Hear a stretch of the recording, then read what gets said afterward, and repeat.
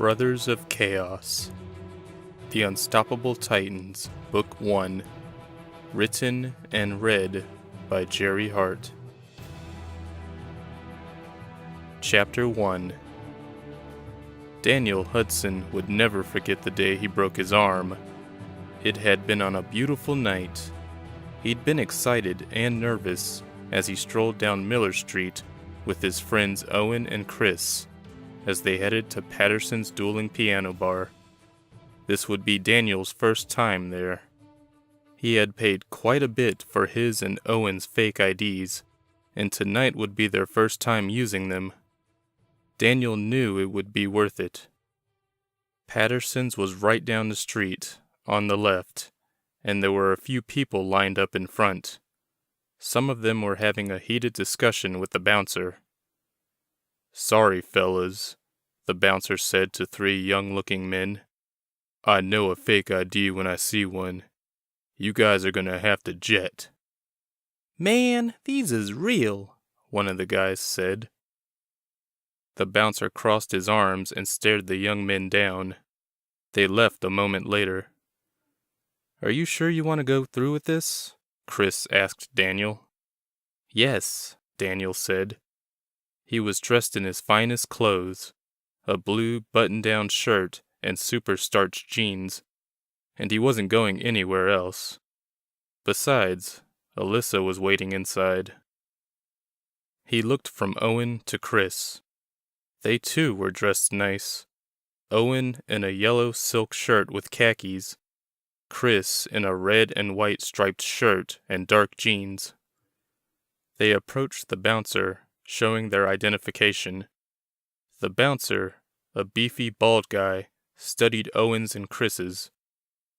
Chris was in his mid-20s and didn't need a fake. Owen, on the other hand, was 16, a few years younger than Daniel. The bouncer finally looked at Daniel's. Time seemed to stand still. The man looked from the ID to Daniel and back again. Daniel's heart stopped for a moment. Finally, the bouncer said, "Okay, you can go." Daniel let out his nervous breath. "Thank God." The burly man shot him a look. Owen and Chris grabbed Daniel by the shoulders and pulled him inside the bar before the bouncer could reply.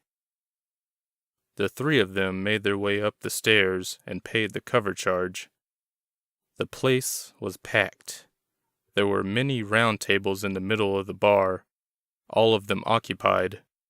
A stage lay beyond the tables, with two pianos facing each other. Two men were playing a song together, smiling at the audience.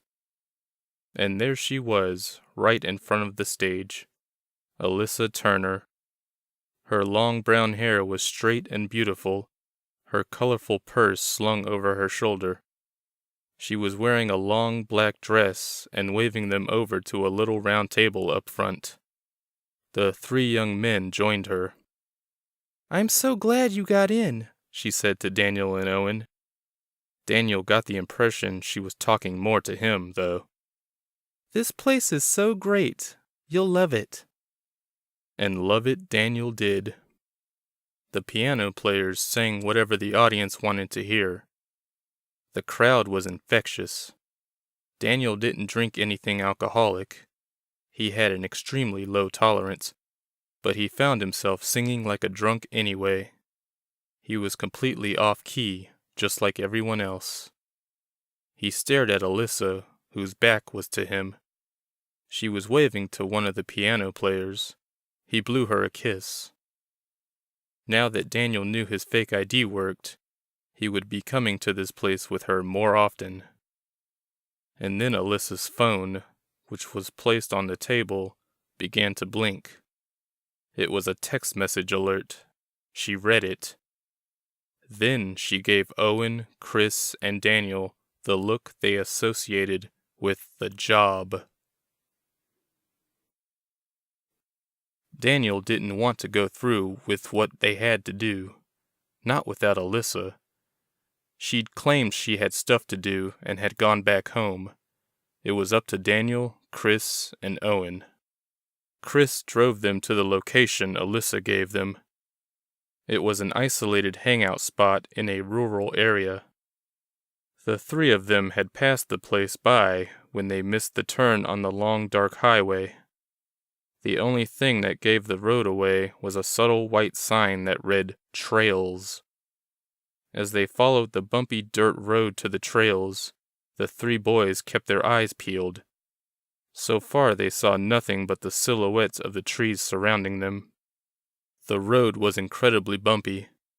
"This cannot be good for my suspension," Chris said as he caressed the dashboard of his red Camaro. "Get a room," Owen said. He was riding shotgun. "I would get a room with this car," Chris said, still looking ahead as he drove. "I'd show this car a good time." The three boys laughed as they continued down the dark path. It was Owen who saw it first, an orange flickering light up ahead to the right. As they got closer, they realized it was a bonfire. People were standing around it. There were dozens of vehicles parked about. Chris parked next to a large silver truck, and the trio got out. "How will we know who they are?" Daniel asked. "There are so many people here, and it's so dark." The only source of light was the fire. Everything that was a good distance away from it was all but invisible. "Alyssa said it was two guys," Chris reminded his friends. "Two guys who are dressed funny." Chris and Owen started toward the group of people standing around the fire. Daniel hurried to catch up. For some reason, he was scared to death. He couldn't stop shaking. He patted the back pocket of his jeans for reassurance. His silver stake was most definitely there. He hadn't doubted it would be. He and the others loaded up before getting out of the car. If the vampires were indeed still here, Daniel was content to let Chris and Owen take care of them. Owen was abnormally strong, and Chris was exceptionally brave. So what was Daniel? Well, he was smart. He did build the weapons, after all. But he couldn't fight worth a damn. For years, he wondered how he ever got caught up in this monster business. He had been perfectly happy in his previous life, studying to be a video game designer and coaching a softball team known as the Unstoppable Titans. But then, one fateful day, she showed up. She had been so beautiful, with her long brown hair and killer smile. Daniel had been able to see it all the way from center field. That day, Alyssa Turner had stolen Daniel's heart. She had shown up to his games every week after that, smiling at him the whole time. He had been working up the courage to talk to her, but could never do it. Why had she always smiled at him? Who did she know on the team? She couldn't have possibly been there to see him. And then, after one game, she had walked up to him and offered to help him carry his gear to his car. "You're really great out there," she had said. "No, I'm not," he replied. "I just get lucky by holding up my hand and having the ball fall into my glove." She giggled at that, though it was true. A lot of the fly balls Daniel caught were the result of him trying to block the sun from his eyes. "I'm Alyssa," she said, offering her hand to shake. "Alyssa Turner." Daniel Hudson. He couldn't help noticing how beautiful she'd been in her jeans and yellow floral blouse. He'd almost told her that, but bit his tongue. "I know who you are," Alyssa said. "We have a mutual friend, Aaron Browder." Daniel nodded. "Oh yeah, him. He's pretty cool. He's not on the team anymore, though." "I know. I never came to the games to see him." They had finally reached Daniel's car. He threw the softball gear into the trunk, glancing sideways at Alyssa. "Who do you come to the games to see?" he finally asked. "You, obviously." Daniel's heart skipped a beat. "Why?" "Aaron told me how smart you are, about how you're always building and tinkering with things. Oh, Daniel said, finally understanding. You need me to fix something of yours? Alyssa, who had been smiling during the conversation, suddenly frowned. Even a frown looked good on her. No, not at all. I was actually wondering if you'd be interested in a little venture my friends and I started. Daniel sighed. Oh boy, that's even worse. I think I'd rather just fix something. You have a busted stereo or VCR? She laughed again. I don't think anyone has a VCR anymore. Daniel laughed too. He couldn't help it. It wasn't every day a beautiful girl talked to him. The ones who did always wanted a favor, though. What kind of venture are we talking about? He asked. Well, she looked around cautiously. Have you heard about all these strange deaths in the city? Bodies drained of blood? Yes, Daniel said. It's been pretty gruesome stuff. Exactly. Well, my friends and I have been investigating the deaths. We want to put a stop to them. Daniel leaned against his car. That sounds kind of heavy. Why don't you just let the police handle it? Because we already know who's doing it. We know who the murderers are. Really? He asked. Wait, murderers? As in more than one? Alyssa nodded. Then tell the cops so they can arrest them. Now she shook her head. The cops wouldn't believe us. What do you mean? Good game, Daniel, a red-haired girl shouted from somewhere in the parking lot. Daniel had forgotten where he was. He spun around and waved at the Titans supporter. Would you call yourself open-minded? Alyssa asked when Daniel turned his attention back to her. Fairly. Yeah, I can tell you are. She playfully punched his arm and grinned. Do you believe in monsters? I do not, he said immediately, though, truth be told, he totally believed in them. Vampires, werewolves, goblins, aliens, the whole 9 yards. But he didn't want her thinking he was a geek. You liar, Alyssa said. I can see it in your eyes you do. I guess you know where I'm going with this. It took only a moment for it to click. You think vampires are responsible for the murders? I know they are. I've seen them. She dropped her voice a little. I've killed a couple. Daniel's eyes widened. You're kidding me, aren't you? I promise you, I'm not kidding.